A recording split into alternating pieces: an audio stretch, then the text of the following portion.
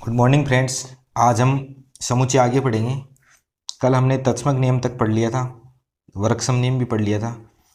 आज हम क्रम विनिमय पढ़ेंगे। क्रम विनिमय नियम।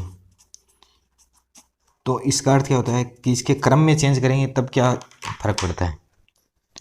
जैसे ए यूनियन बी है, अब इसके क्रम में चेंज करेंगे बी यूनियन ए, तो भी सेम ही रहेगा। अब ए इंटरसेक्शन बी है, अब बी इंटरसेक्शन ए करेंगे तो भी सेम रहेगा। अब पहले बताया था ए माइनस बी और एक था बी माइनस ए, ये दोनों बराबर होते हैं क्या? ये दोनों बराबर नहीं होते, क्योंकि जैसे ए लिया 1 2, बी लिया 2 3 लिया, जो भी है 2 3 लिया, तो ए माइनस बी निकालेंगे इसका, तो ए में से बी के हुए निकाल देंगे तो ये 1 आएगा। अब इसका बी माइनस ए निकालेंगे तो बी में से ए के हुए निकाल देंगे तो 2 निकल जाएगा। कितने बच गए? 3 बच गया। तो ये 1 और 3 बराबर नहीं है, मतलब ये क्रम विनिमयता का पालन नहीं करता। ये क्रम विनिमयता का पालन नहीं करता, ये क्रम विनिमय का पालन नहीं करता।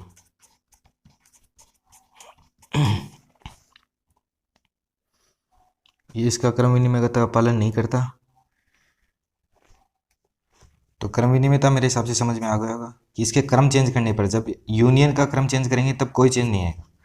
यूनियन का अर्थ होता है सारे की, तो सभी वैसे आएंगे। ए यूनियन बी में सारे ले लेंगे तो बी यूनियन ए में भी वही आएंगे सारे। ए इंटरसेक्शन बी का अर्थ होता है ए और बी में कॉमन, तो वही बी और ए में कॉमन आएंगे, तो इसमें तो कोई चेंज होगा नहीं। अब A minus B does not is equal to B minus A, इसमें चेंज हो सकता है। ये मैंने एग्जाम्पल के थ्रू आपको बताया था। अब अपने अगला नियम लेते हैं, साचरीय नियम।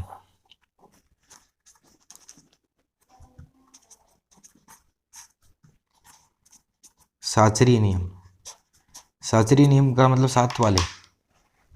इसका लेंगे अपन, जैसे ए यूनियन बी है और इसका यूनियन लिया सी के साथ। अब इनका क्रम चेंज करने पे क्या मतलब बदलाव होता है क्या?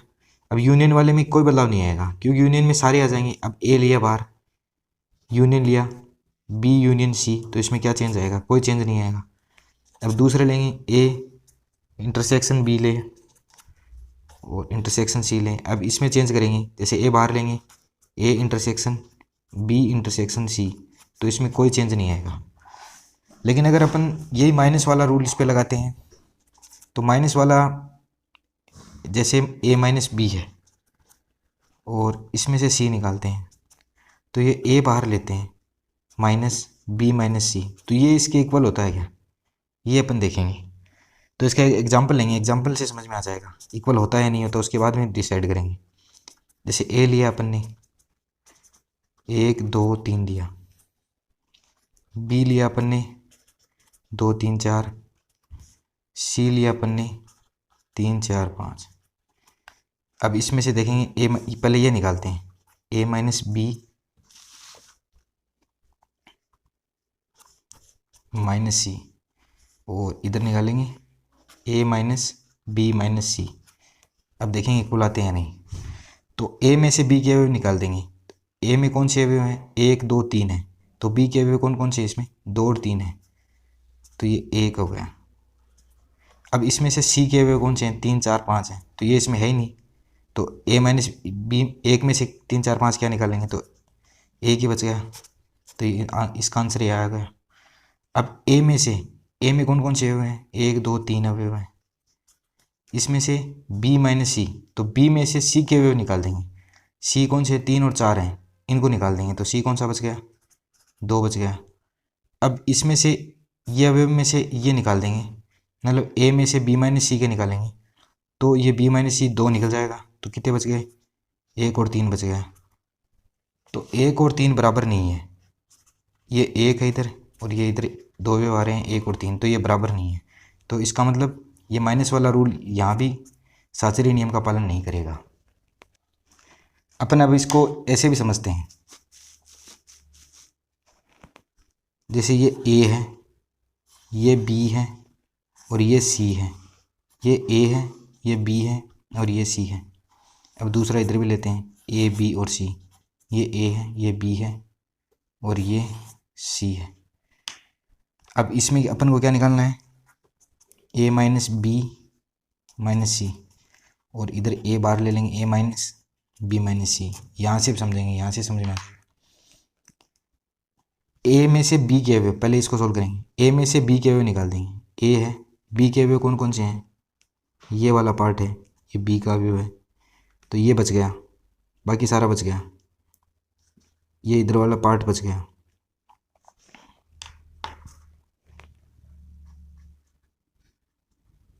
ये सारा बच गया। अब इसमें से सी के व्यू भी निकाल देंगे, ये सी वाला निकाल देंगे, तो सी वाला ये पार्ट ये और निकाल देंगे, तो कौन सा बच गया, ये बच गया।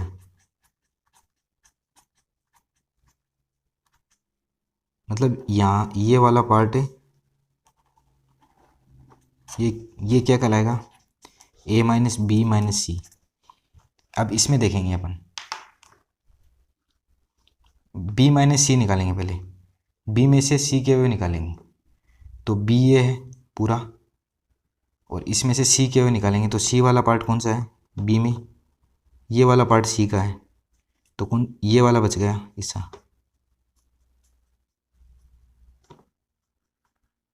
ये बी माइनस सी हो गया। अब ए में से बी माइनस सी निकाल देंगे, ए में से बी माइनस सी निकालेंगे तो क्या होगा, ये पूरा ए है, इसमें से बी माइनस सी निकाल देंगे, तो बी माइनस सी ये आया था ऊपर वाला, ये जो मैंने ये वाला हिस्सा बी माइनस सी है, ये निकाल देंगे, तो कौन सा बच गया, ये बच गया।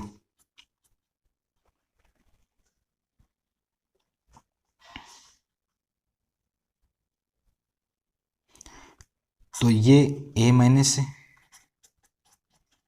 बी माइनस सी हो गया, तो ये इसके इक्वल है क्या, ये इसके इक्वल नहीं है, क्योंकि इसमें ये पार्ट भी आ रहा है, इस वाले में ये पार्ट आ रहा है, लेकिन इस वाले में ये पार्ट नहीं आ रहा है, इस वाले में यहाँ तक का पार्ट आ रहा है, और इस वाले में ये भी ऐड हो रहा है साथ में, तो ए माइनस बी माइनस सी ये बराबर नहीं है दोनों।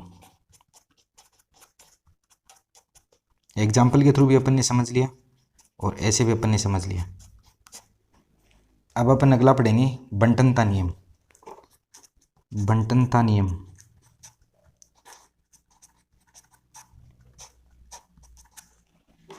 बंटनता नियम क्या होता है, बांट के लिखना, मतलब बांट के लिखना, डिवाइड कर देंगे अपन, हिस्से बांट देंगे, मतलब ये समझ में आएगा अभी। जैसे ए है, यूनियन है, बी यूनियन सी है, तो इसको बांट के कैसे लिखेंगे, इसके साथ दोनों के साथ बांट देंगे, जैसे ए यूनियन बी हो जाएगा, यूनियन ए यूनियन सी हो जाएगा। ए को दोनों के साथ, इसके साथ ही बांट दिया, इसके साथ ही बांट दिया, तो ये इसके बराबर होता है। इंटरसेक्शन वाला पार्ट लेंगे हम, A intersection B intersection C. अब इसको बांटेंगे, ए को बी और सी दोनों के साथ, तो ए को बी के साथ बांट दिया बंटनता नियम के अकॉर्डिंग, और इंटरसेक्शन ए इंटरसेक्शन सी, तो ये भी इसके इक्वल होगा। तो बंटनता नियम मेरे हिसाब से समझ में आ गया होगा। क्रम विनिमय नियम में अपने यूनियन और इंटरसेक्शन वाले इनका क्रम चेंज करेंगे तो कोई फ़र्क नहीं पड़ेगा, और बंटनता नियम में भी कोई चेंज नहीं होगा, सहचर्य नियम में भी कोई चेंज नहीं होगा। लेकिन जब क्रम विनिमय और सहचर्य नियम में ए माइनस बी वाला ये हिस्से लेंगे तो ये इक्वल इसके नहीं होंगे। बंटनता नियम में अभी ए माइनस बी वाला एक इम्पॉर्टेंट रूल है, दो उनको नोट कर लेना।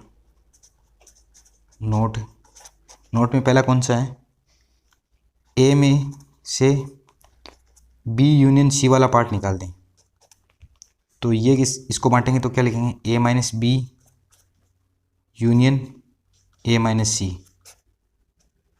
तो ये इसके बराबर होगा। अब ये यूनियन है इसमें, तो बंटनता नियम में क्या चेंज होगा, ये यूनियन है, ये इंटरसेक्शन में चेंज हो जाएगा, और इंटरसेक्शन होगा तो यूनियन में हो जाएगा। अब इसके एग्जाम्पल लेंगे, एग्जाम्पल से समझ में आएगा।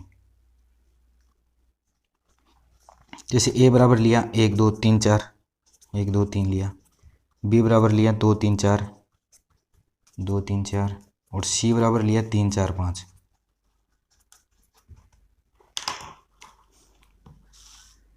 अब इसमें देखेंगे अपन, पहले ये वाला, ये इससे देखते हैं इधर की side, A minus B union C, A minus B intersection A minus C, ये यूनियन ए इंटरसेक्शन में चेंज हो जाता है, ये इसके इक्वल रहेगा। अपन इसको देख के यूनियन देख के यूनियन के बराबर करेंगे तो यूनियन के बराबर नहीं होगा ये माइनस वाला, ये इंटरसेक्शन में चेंज होगी उसके बराबर होगा। अब इसे सिद्ध हो जाएगा देखना।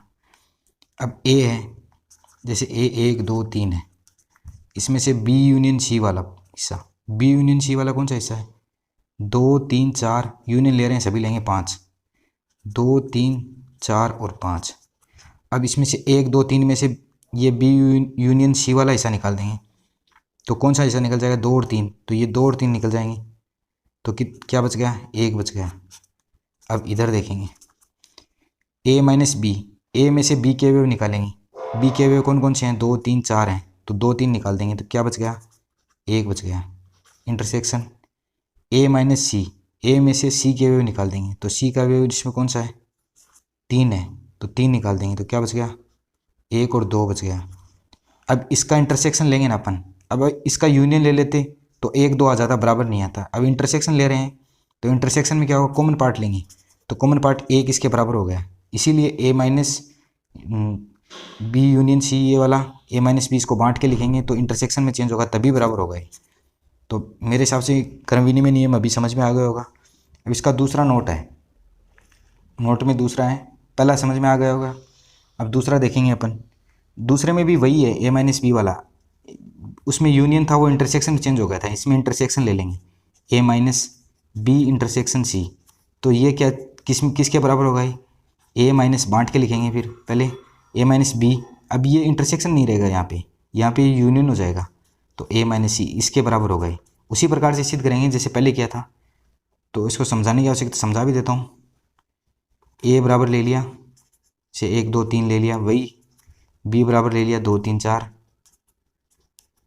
सी बराबर ले लिया 3 4 5।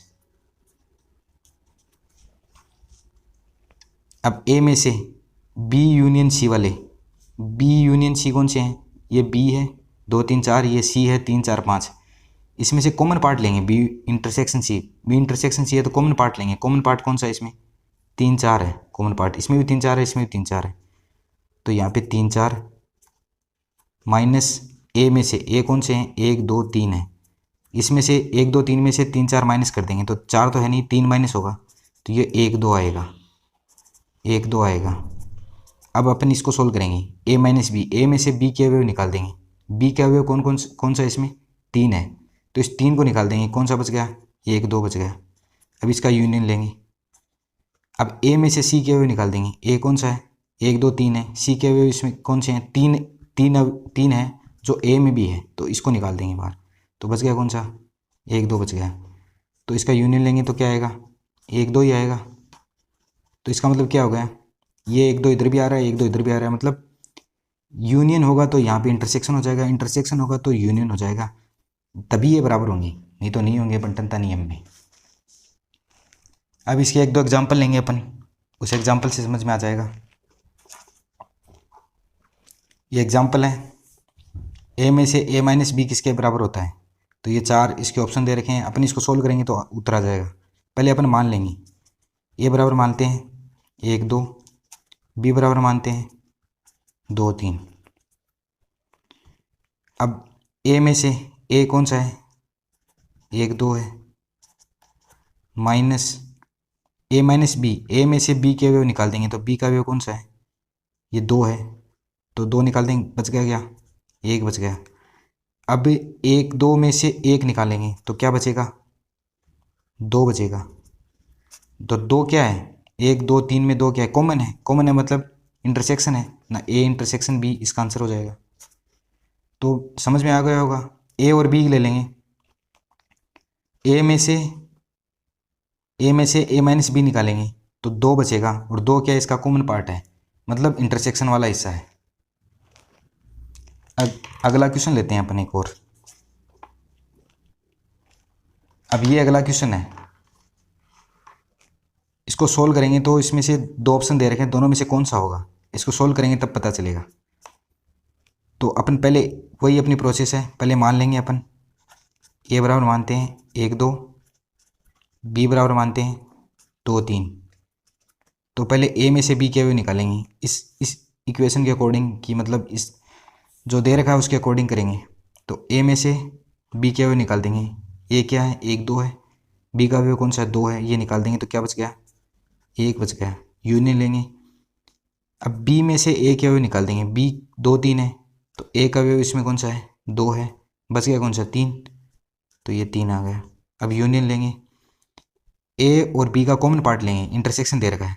कॉमन पार्ट कौन सा है, कॉमन पार्ट 2 है, इसमें भी 2 है, इसमें भी 2 है, तो यहाँ 2 आ गई।